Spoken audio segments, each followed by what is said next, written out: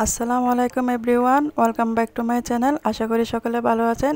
আজকে আমি রান্না করেছি মোটা সিদ্ধ চাল আর মহিষের মাংস দিয়ে বিরিয়ানির রেসিপি। আশা করি আপনাদের ভালো লাগবে। প্রথমে আমি এখানে মহিষের মাংস নিয়ে নিয়েছি। আমি চর্বি আর হাঁস সহ মাংস নিয়েছি, কেটে ভালো করে ধুয়ে নিয়েছি। এখানে আমি প্রথমে রসুন বাটা নিয়ে নিয়েছি, পেঁয়াজ বাটা নিয়ে নিয়েছি আর আদা বাটা নিয়ে নিয়েছি, 1 চামচ করে নিয়েছি আমি। আর আমি এখানে গরম মশলার গুঁড়ো নিয়ে নিয়েছি 2 টেবিল চামচ, হলুদের গুঁড়ো নিয়েছি 1 টেবিল চামচ, মরিচের গুঁড়ো নিয়ে নিয়েছি আমি 2 থেকে 3 টেবিল চামচ, আমি লবণ নিয়ে নিয়েছি 1 টেবিল চামচ। এখন আমি পানি দিয়ে দিয়েছি 2 থেকে 3 কাপ এবং আমি এগুলো সবগুলো মিশ্রণ একসাথে হাতে মাখিয়ে নেব এবং মাংসটা ভালো করে সিদ্ধ করে নেব। 5 মিনিট সিদ্ধ করে নিলেই হয়ে যাবে। মাংসটা সিদ্ধ হয়ে গেছে, এটা আমি এক সাইডে রেখে দেব। যেহেতু আমি 2 কেজি চালের বিরিয়ানি রান্না করব, সেহেতু আমি একটু বড় কড়াই নিয়েছি। এখানে আমি সয়াবিন তেল নিয়ে নিয়েছি বেশি পরিমাণে, আমি ঘি ব্যবহার করব না। তেলটা গরম হয়ে গেলে এখানে আমি পেঁয়াজ কুচি দিয়ে দিয়েছি। পেঁয়াজ কুচিগুলো নেড়ে চেড়ে নেব আমি যতক্ষণ না এগুলো বাদামি কালারের হয়। বাদামি কালার হয়ে গেছে, এখানে আমি সিদ্ধ চালগুলো ঢেলে দিয়েছি। এখন আমি এগুলো নেড়ে চেড়ে নিয়েছি ভালো করে তেল আর পেঁয়াজের সাথে। এখানে আমি গরম পানি দিয়ে দিয়েছি অল্প পরিমাণে।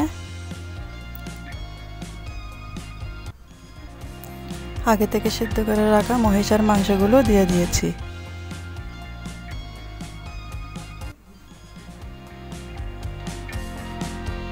এগুলো একসাথে মিক্স করে নেব আমি। এখানে আমি আলু আর গাজর স্লাইস করে কেটে রেখেছিলাম, সেগুলো দিয়েছি। আমি নিয়ে নিয়েছি এখানে তেজপাতা 2টা এবং কাঁচামরিচ দিয়েছি অল্প পরিমাণে, কিশমিশ আর টক আলু বোখারা নিয়ে নিয়েছি আমি।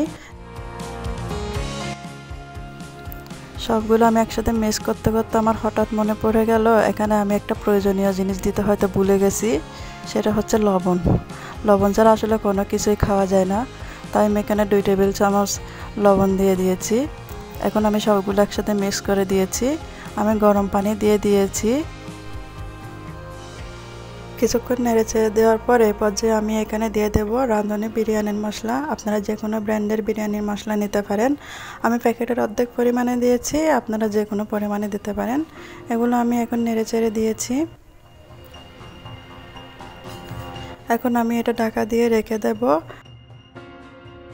8 ঘন্টা রেখে দেব আমি। 8 ঘন্টা হয়ে গেছে, এগুলোর বলক উঠে গেছে।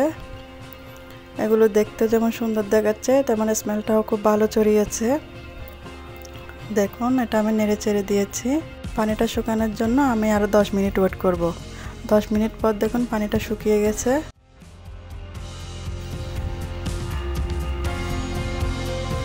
এখানে সামান্য কিছু চাল বাকি আছে যেগুলো ফুটেনি, সেজন্য এটা ফোটানোর জন্য আরও 5 মিনিট জাল করতে হবে। এই পর্যায়ে একটি পলিথিনের প্যাকেট আমি চিড়ে ভালো করে ধুয়ে এখানে আমি দিয়ে দিয়েছি। যে চালগুলো ফুটেনি সেই চালগুলো ফুটানোর জন্যই এরকম দেওয়া হয়ে থাকে। এখন 10 মিনিট ছোট আঁচে রান্না করার পর আমি চুলাটা বন্ধ করে দেব। তো তৈরি হয়ে গেছে আমার আজকের রেসিপি, সিদ্ধ চাল আর মহিষের মাংস দিয়ে বিরিয়ানির রেসিপি। ভিডিওটি ভালো লাগলে লাইক, কমেন্ট, শেয়ার করতে ভুলবেন না। আমার চ্যানেলটা সাবস্ক্রাইব করে আমার পাশে থাকার জন্য আপনাদের সবার কাছে অনুরোধ রইল। আমার নতুন ভিডিও পাওয়ার জন্য বেল আইকনটি বাজিয়ে দিয়ে যাবেন এবং এতক্ষণ সাথে থাকার জন্য আপনাদের সবাইকে ধন্যবাদ। আল্লাহ হাফেজ, দেখা হবে পরবর্তী ভিডিওতে।